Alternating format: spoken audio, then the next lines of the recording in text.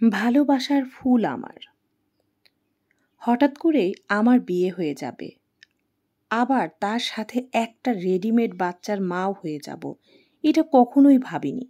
এটা ছিল আমার চিন্তার বাইরে। সেদিন বাবার উপর প্রচুর রাগ হয়েছিল। এতটাই বোঝা হয়েছিলাম আমি।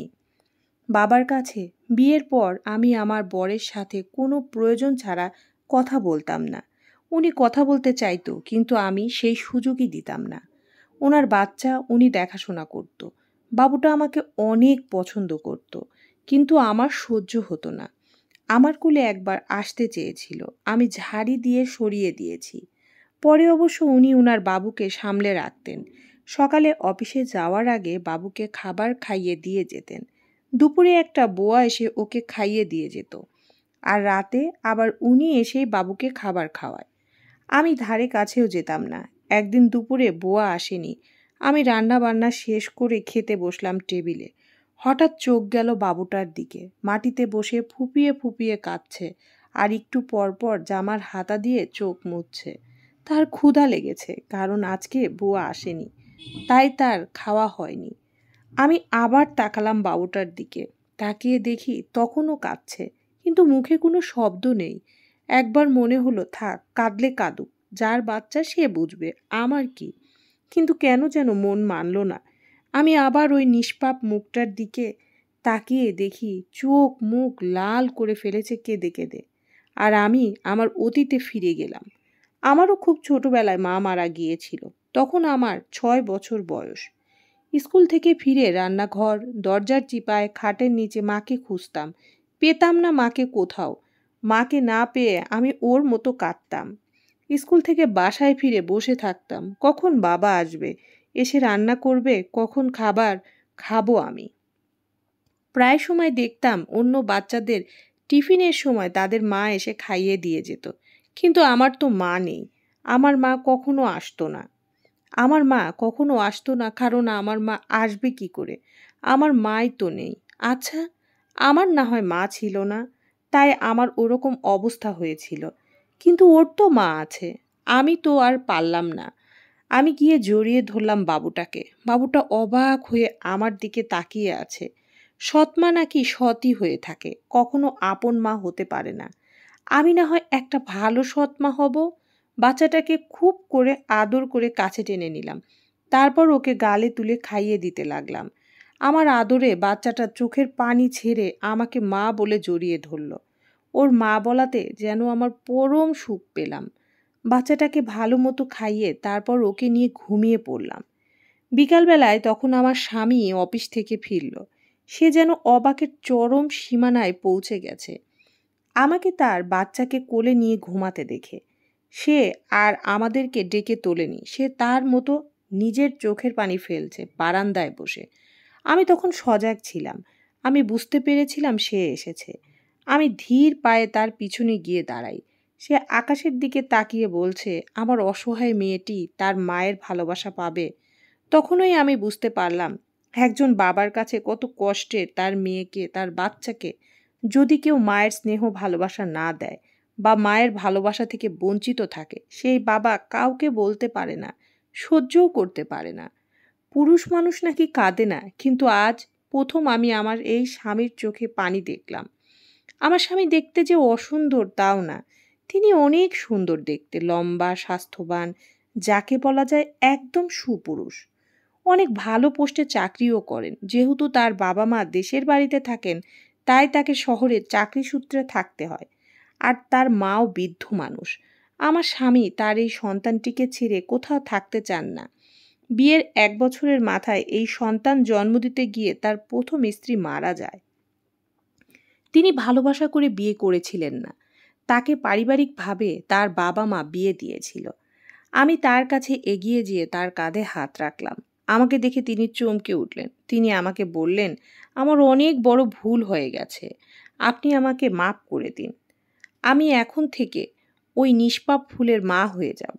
আমি তার সৎ মা না হয়ে আমি সবাইকে দেখিয়ে দেব সৎ মারাও ভালো মা হতে পারে। আমার কথা শুনে আমার স্বামী চোখ বন্ধ করে অঝরে পানি ফেলল। আমাকে এক টানে তার বুকে জড়িয়ে নিল। তারপর ছেড়ে দাঁড়িয়ে পড়ল। দুঃখিত, তোমার অনুমতি ছাড়া তোমাকে টাচ করার জন্য।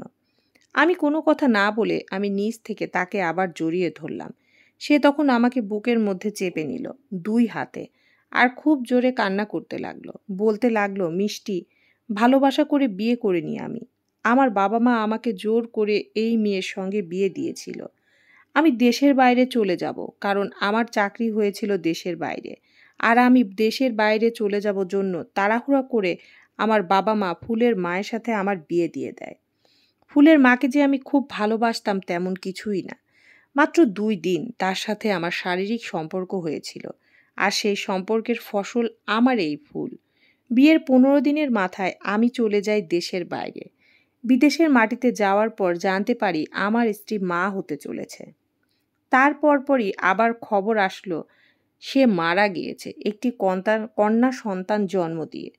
আমি কার জন্য টাকা উপার্জন করব? আর আমার এই সন্তানের মুখের দিকে তাকিয়ে নিজেকে আটকাতে পারিনি।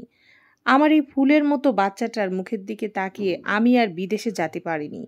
তাই আমাকে এখানকার ব্রাঞ্চে ট্রান্সফার করা হয়। আমি এখানেই থাকা শুরু করি।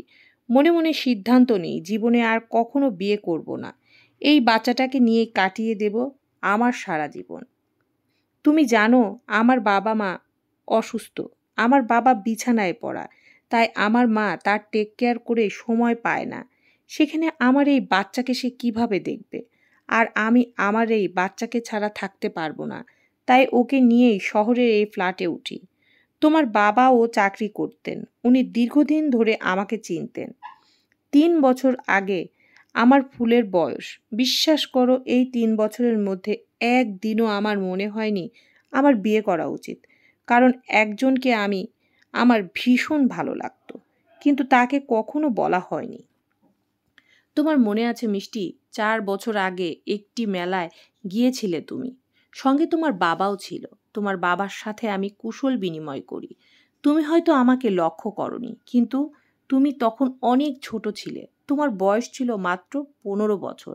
তাই তোমার বাবাকে বিয়ের প্রস্তাব দেব সেই সাহসটাও হয়ে ওঠেনি। সেই প্রথম দেখায় তোমায় আমার ভালো লেগেছিল। কিন্তু আমার সেই ভালো লাগা মনের মাঝে চাপা পড়ে গেল। বাড়ি থেকে বাবা-মা যে মেয়ের সঙ্গে বিয়ে ঠিক করেছিল তার কয়েকদিন পরেই তার সঙ্গে আমার বিয়ে হয়।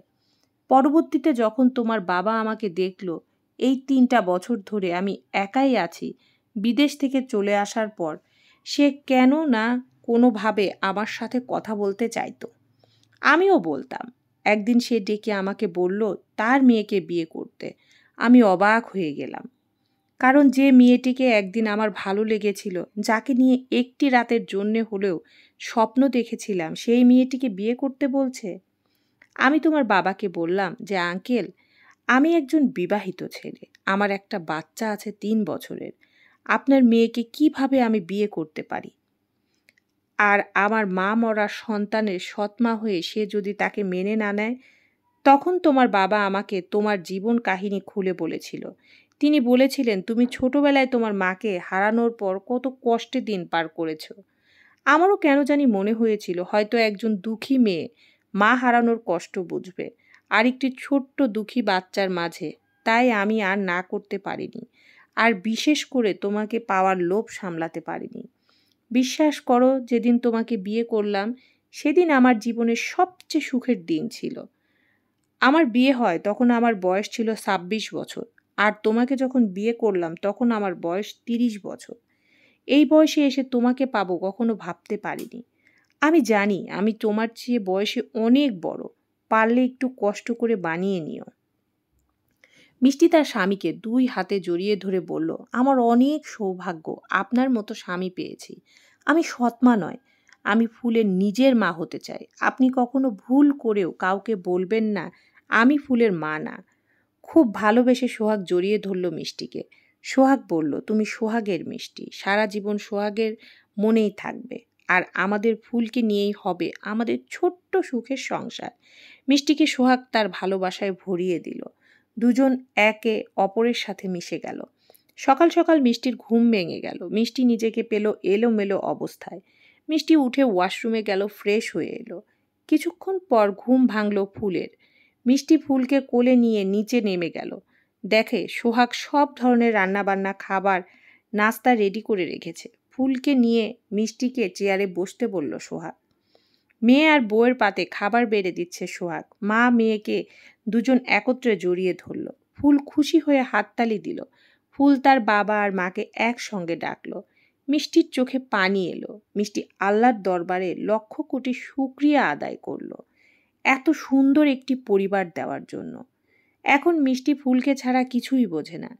মিষ্টি ফুলকে চোখে হারায়। ফুলও মিষ্টিকে ছাড়া কিছুই বোঝে না। ফুল সারাক্ষণ মিষ্টি মা করে সারা বাড়ি মাতিয়ে রাখে। আর সোহাগকেও চিন্তা করতে হয় না তার বাচ্চার। সোহাগ ভালোবাসে তার মিষ্টিকে। মিষ্টি সোহাগের ভালোবাসার ফুলকে আগলে রাখে পরম ভালোবাসায়। পৃথিবীর প্রত্যেকটা মাই যেন সত্যিকারের মা হয়ে ওঠে। কেউ যেন সৎ মা না হয়। সৎ মা অর্থ ভালো। সবাই যেন ভালো মা হওয়ার চেষ্টা করে। তাহলে পৃথিবীটা সুখের হবে। সবাই সত্যিকারের মা যেন হয়ে ওঠে। কেউ যেন সৎ মা না হয়। একটা এতিমের মাথায় যেন সব সময় মায়ের ছায়া থাকে। এই পৃথিবীতে যাদের মা খারাপ, যাদের মা নেই, তারাই বোঝে এর কষ্ট। সর্বোপরি বলতে চাই, ভালোবাসা দিন। ভালোবাসা দিলে আপনিও সুখে থাকবেন। অনেক অনেক ভালোবাসা পাবেন। পৃথিবীর সব মায়েরাই ভালো থাকুক, সব সন্তানকে বুকে রাখুক। সমাপ্ত।